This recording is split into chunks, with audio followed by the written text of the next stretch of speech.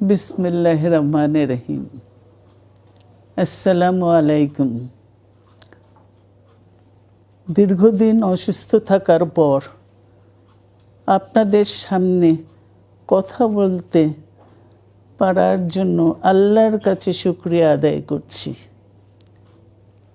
আমার কারাবন্দী অবস্থায় আপনারা আমার কারামুক্তি ও রোগ মুক্তির জন্য সংগ্রাম করেছেন, দোয়া করেছেন। সেজন্য আমি আপনাদের সকলকে ধন্যবাদ জানাচ্ছি। দীর্ঘ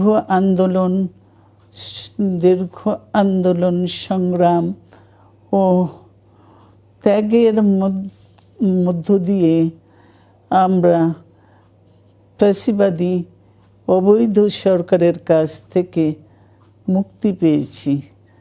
আমি আন্তরিক ধন্যবাদ জানাতে চাই আমাদের বীর সন্তানদের, যারা মরণপণ সংগ্রাম করে এই অসম্ভবকে সম্ভব করেছে।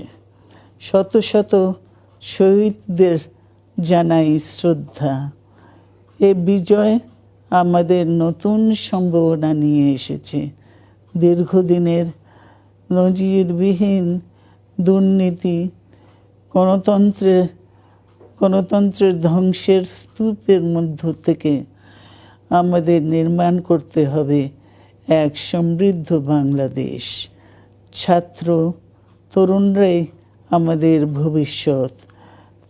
তরুণরা এই যে স্বপ্ন নিয়ে বুকের রক্ত ঢেলে দিয়েছে, সেই স্বপ্ন বাস্তবায়নে করতে মেধা, যোগ্যতা, জ্ঞান ভিত্তিক গণতান্ত্রিক বাংলাদেশ গড়ে তুলতে হবে।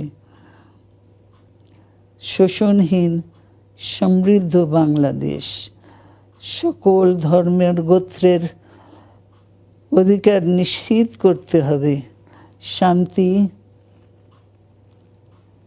প্রগতি আর সাম্যের ভিত্তিতে আধুনিক বাংলাদেশ নির্মাণে আসুন আমরা তরুণদের হাত শক্তিশালী করি। ধ্বংস নয়, প্রতিশোধ নয়, প্রতিহিংসা নয়, ভালোবাসা, শান্তি ও জ্ঞান ভিত্তিক সমাজ গড়ে তুলি। আল্লাহ হাফেজ। বাংলাদেশ জিন্দাবাদ।